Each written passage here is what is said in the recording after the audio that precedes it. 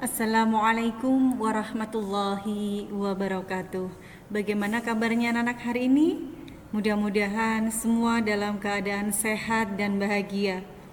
Pada pertemuan kali ini kita akan belajar tentang tema 6 subtema 3. Sebelum kita lanjutkan, marilah kita awali dulu dengan membaca basmalah bersama-sama. Bismillahirrahmanirrahim. Pada pertemuan kali ini kita akan belajar tentang muatan IPA.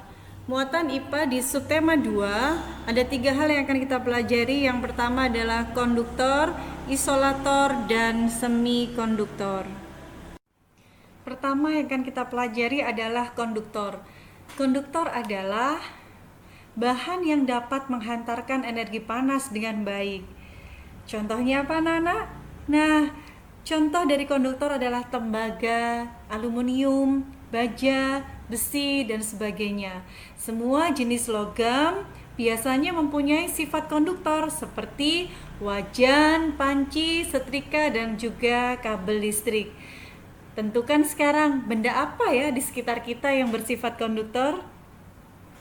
Yang kedua adalah bahan semikonduktor. Semikonduktor merupakan bahan yang berada di antara konduktor dan isolator. Artinya apa? Artinya bahan ini bisa berfungsi sebagai penghantar atau sebagai isolator.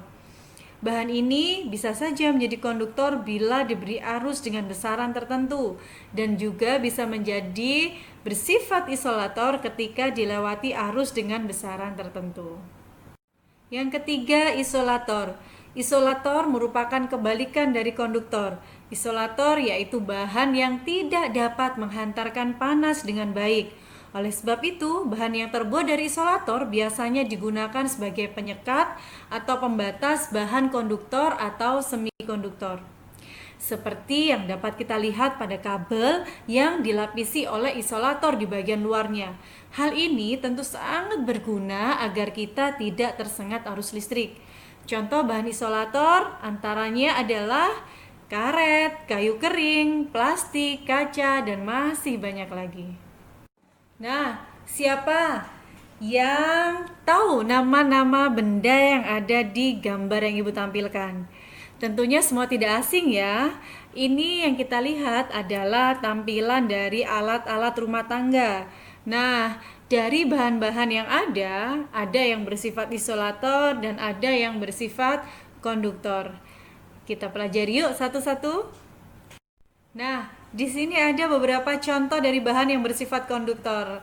Ada air laut, besi, emas, tembaga, perak, dan aluminium, baja, besi, ada timah, emas, seng, tembaga, dan lain sebagainya. Kemudian gambar sebelah kanan adalah visualisasi alat rumah tangga yang memanfaatkan dua sifat bahan.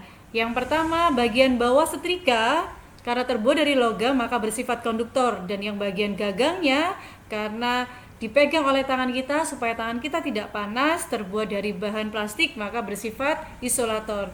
Begitu juga dengan gambar sebelah kanannya. Apa itu kira-kira gambarnya? Nah, itu adalah gambar solder listrik.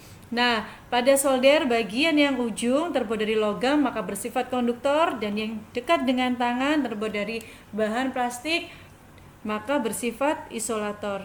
Oke, sekarang tugas anak-anak di rumah adalah mencari benda-benda di sekitar anak-anak yang bersifat konduktor.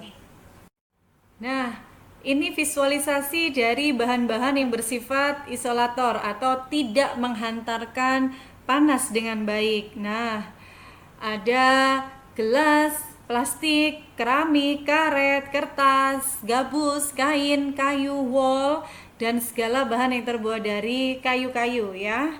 Oke. Selanjutnya kita belajar tentang termos. Termos vacuum flask adalah termos air atau alat atau komponen yang digunakan untuk menyimpan air, tetapi suhu air dalam termos tetap terjaga. Karena apa? Karena dalam termos terdapat bahan yang bisa mengurangi kehilangan panas melalui konduksi, konveksi, dan radiasi.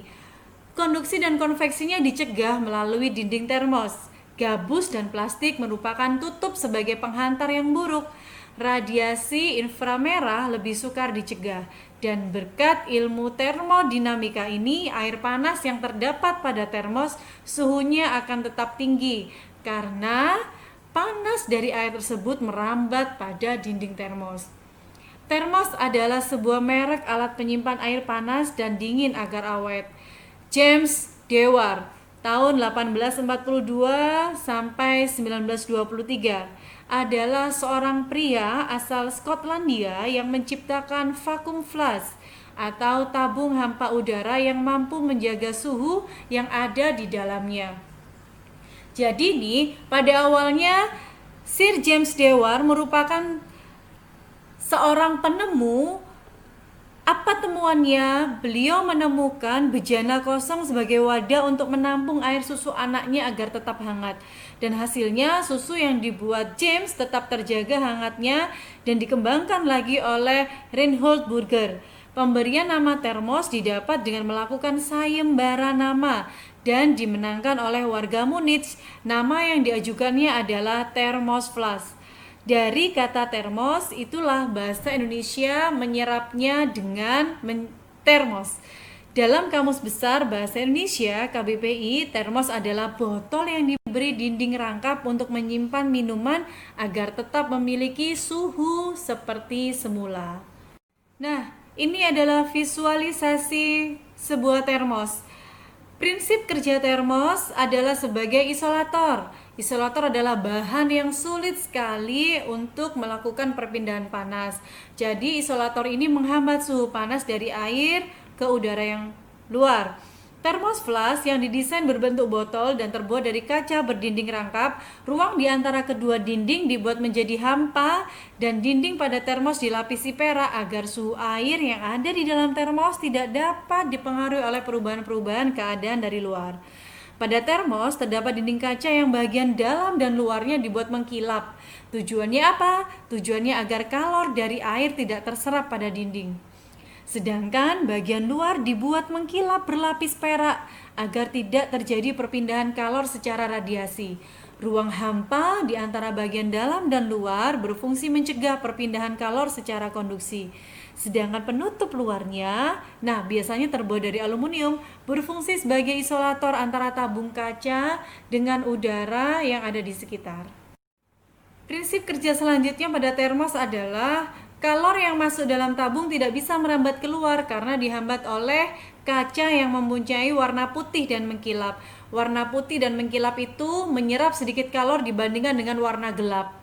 Kemudian kalor dihambat oleh celah yang hampa udara pada tabung kaca. Setelah itu masih dihambat lagi dengan sama celah udara antara tabung dan dinding karena udara adalah penghantar panas yang kurang baik dan terakira adalah panas dihambat keluar oleh dinding termos yang biasanya terbuat dari plastik atau logam yang penghantar panasnya kurang baik.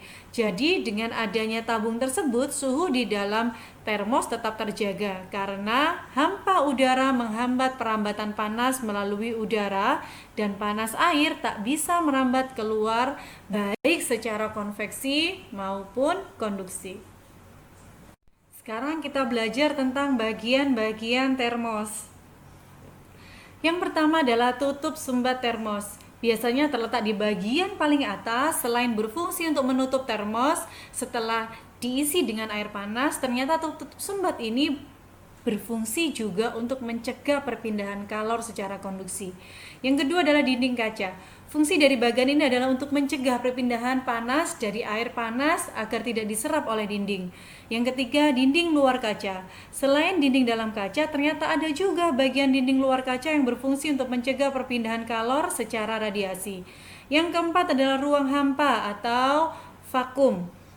Bagian selanjutnya yaitu ruang hampa yang terletak di bagian tengah termos. Fungsinya adalah membatasi kemungkinan panas hilang dari dalam atau masuk ke dalam termos dengan konveksi. Bagian termos selanjutnya adalah dinding pelindung kaca. Dinding pelindung kaca terletak di bagian luar termos dan berfungsi sebagai isolator antara tabung kaca dengan udara sekitar termos tersebut.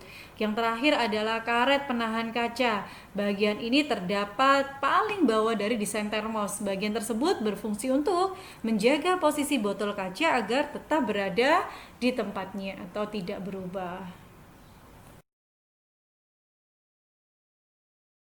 Alhamdulillahirabbil alamin. Terima kasih anak-anak, pelajaran kita pada hari ini telah usai.